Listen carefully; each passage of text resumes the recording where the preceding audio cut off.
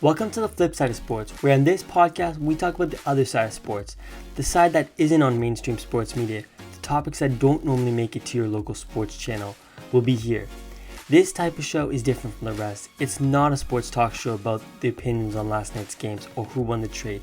This show is about the flip side of sports, the topics that aren't normally talked about. Instead, it will be talked about here, where every Friday you can take a listen to people that have the experience in the world of sports and get a new perspective on the sports we love. On episode 1, we'll be talking about the development of athletes' careers. At one point or another, most young athletes dream about making it to the pros.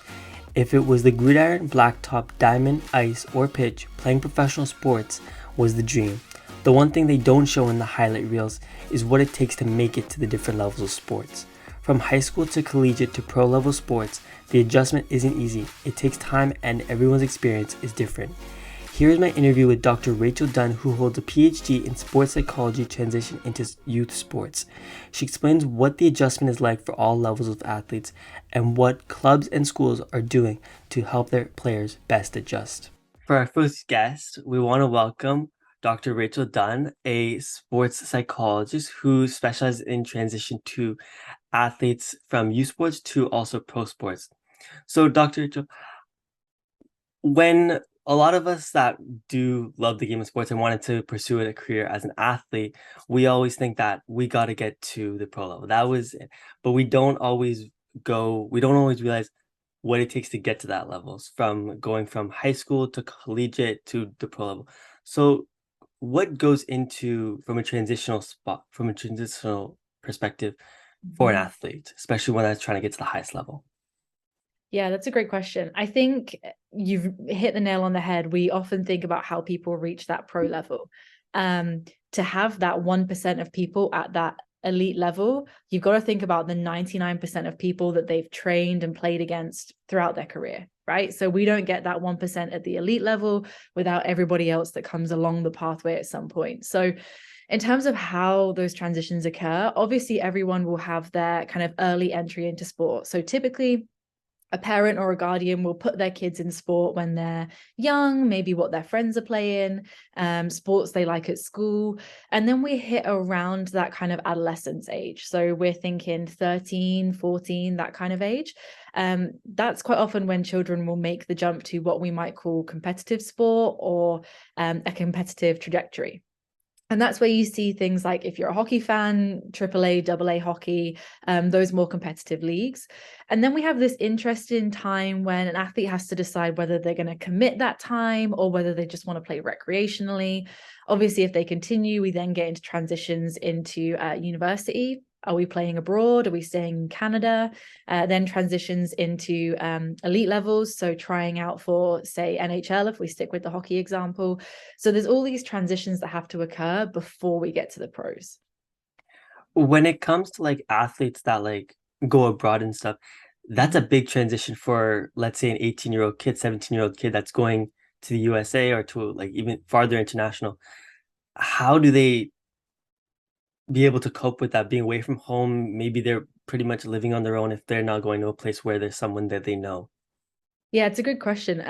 There's a lot of research on this kind of transitioning abroad. A lot of the research is actually done by some colleagues, Natalia Stamblova as an example, over in Europe. But the thing about transitions is it's demands and resources, right? So if you have to move country, that's an extra demand. If you have to be able to find where you're going to live, how you're going to afford things in that country, you have to set up your health plan, whatever. Those are all things that are like extra stress, right? So the difficult thing for those kinds of athletes is, do they have the right resources to deal with all of those demands? Resources can be, having family that support you. Maybe you're on a scholarship, so that takes care of all your, financial concerns. It's really about weighing up those demands and resources and hopefully coming out on the positive end. But yeah, when those demands are too high and you don't have the resources, that's when we see people dropping out. That's when we see, mental health crises, performance drops, all of those things. Do you think that athletes are getting the support from like their clubs, or if it's from schools that are letting them be able to adjust to the way they would best like to, or do you think that it's something that schools and professional sports need to still work on? Yeah, a bit of both, to be honest. Some clubs do a much better job than others. I think there's always understanding that a transition is a process, right? It's not an overnight thing. It's not like, day X, I'm in Canada, and the next day I'm at, this college in America, and I have to start playing for my club. It's about giving that athlete space and time to settle in. I think other things that could be better is probably setting athletes up with information beforehand, right? So having them out to the school, inviting them, showing them campus, helping them find accommodation. The more things we can do before the transition, the more sort of planning we can do, the better adjustment the athlete's going to have. On top of that, it's just, helping them to fit in with their teammates. Is there someone who can mentor them? All those mentorship programs that you see at a lot of colleges are really good. But there's definitely, some still work to be done. When it comes to the athlete that is getting to that elite level, especially in like football, when it comes to Europe, they can start at 16 years old, or even sometimes like 16 to 18. They can start as a teenager. Like, how could that teenager develop in a way for them personally to play with athletes that are in their 30s to 20s? Like, there's like a gap, right? And how can they best adjust when going into that kind of environment? Yeah, that's a really tough one. So I think that's what a lot of these academies are dealing with, say in soccer in the UK or football here, is how do you help those 16-year-olds to be ready? There's several different things you have to manage. Obviously, physically, they probably can't do as much as certain athletes. They're still going through a lot of physical changes in terms of puberty and hormonal changes. You really have to manage that, pay a lot of close attention to them. And then on the psychological side of things, just understanding the difficulties that a 16-year-old is facing. They're probably going through changes in their friendship group. They're, having to commit so much time to sport. They might not even have time to see their friends. So it's about making those adjustments and providing that support for them.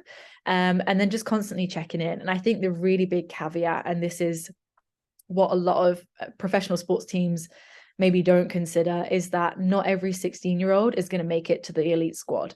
And how do we still help those athletes have a good experience? And if they turn around when they're 17 and say, you know what, this isn't for me, this isn't the right path for me, we still have to support them. That sometimes leaving sport is the best solution.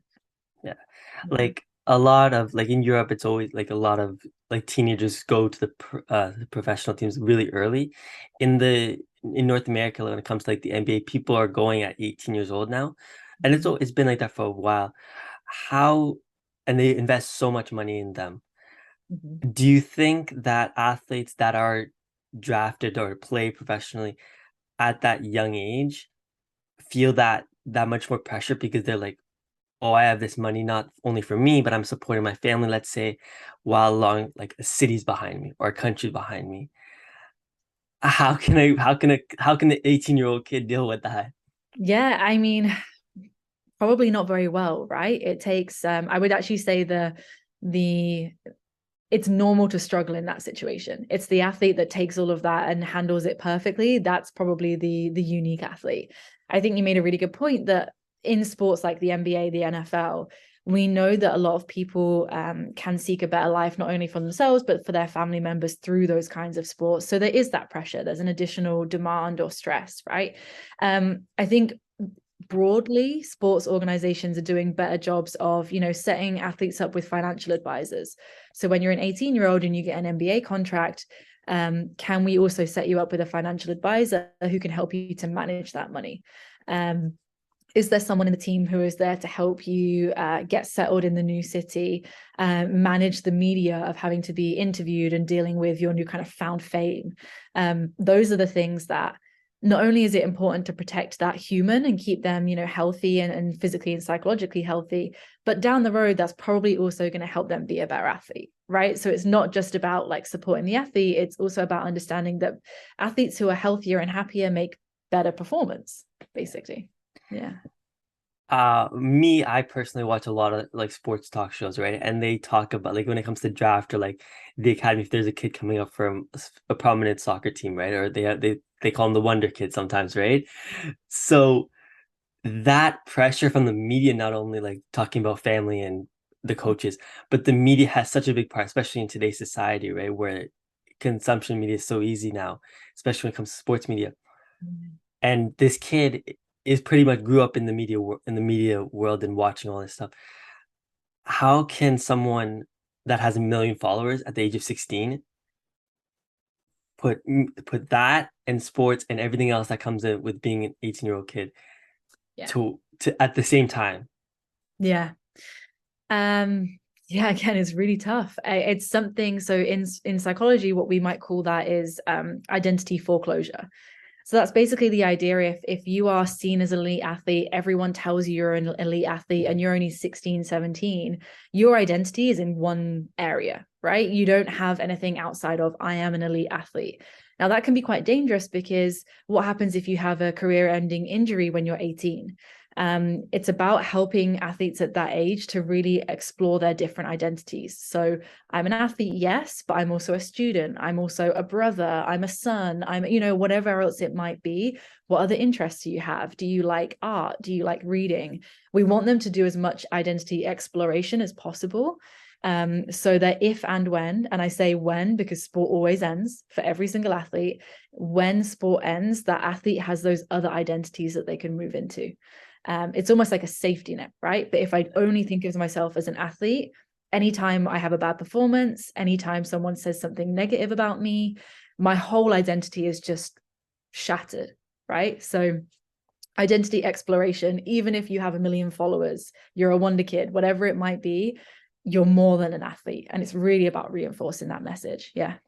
Do you feel that the kids or even that the professional athletes that you work with, they understand that there's more to them, or do you think that it's no?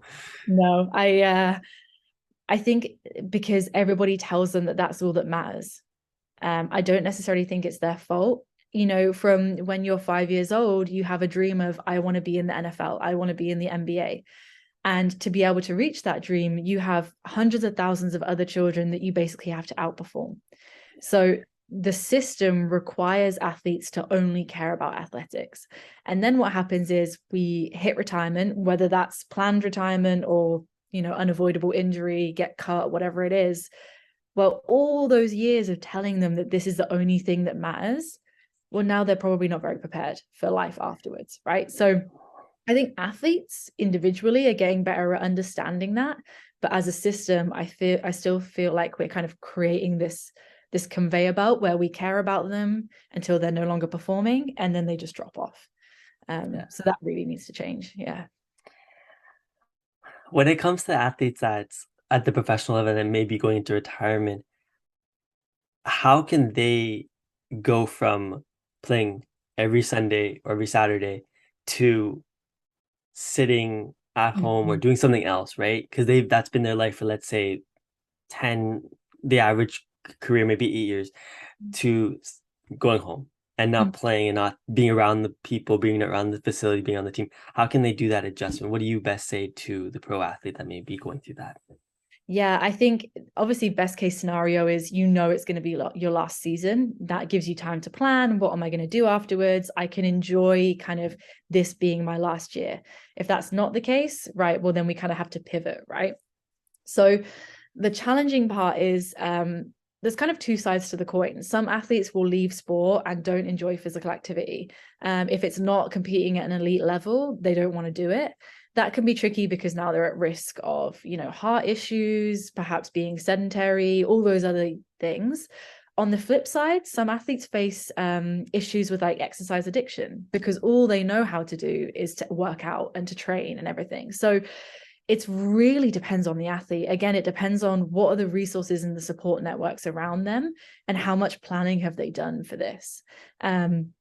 It's a slow process. It's really about reflecting on your career. What were the good points, the high points, the low points?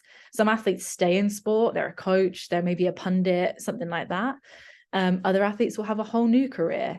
But if you haven't considered that before you get there, that transition is just so much longer and so much more difficult. Yeah. When looking to like the future and the way that sports have been going, especially from a transitional perspective, do you think we're on the right track, especially for the clubs and universities, or do you think there's still a lot of room to grow when it comes to that kind of idea? Yeah, I think they're doing a really good job. They're certainly trying, right? I think we're putting a lot more resources into supporting, especially like varsity or Division 1 athletes, to also get their degree, to also get their work experience, because that sets them up in the future. I think that is always going to be head to head with organizations that want wins and losses, and they want to make money. So again, unfortunately, it comes back to, well, is this going to improve performance? And there's the argument of, well, yes, if we have athletes who are better supported, they have, more diverse identities, they have all this support, they're more likely to perform better. But fundamentally, that's still a human that we have to care about. And they're worth more than X's and O's and how much money this organization makes. So I think we're moving in the right direction. I just think sport will always be about wins and losses and championships and rings. And that kind of goes against everything that I'm sort of trying to preach on the side of support the person, care about the person. That's all for today's episode. Thank you for listening. Check back in next week for episode number 2. From the flip side of sports, I'm Noah Trenton. Catch you guys later.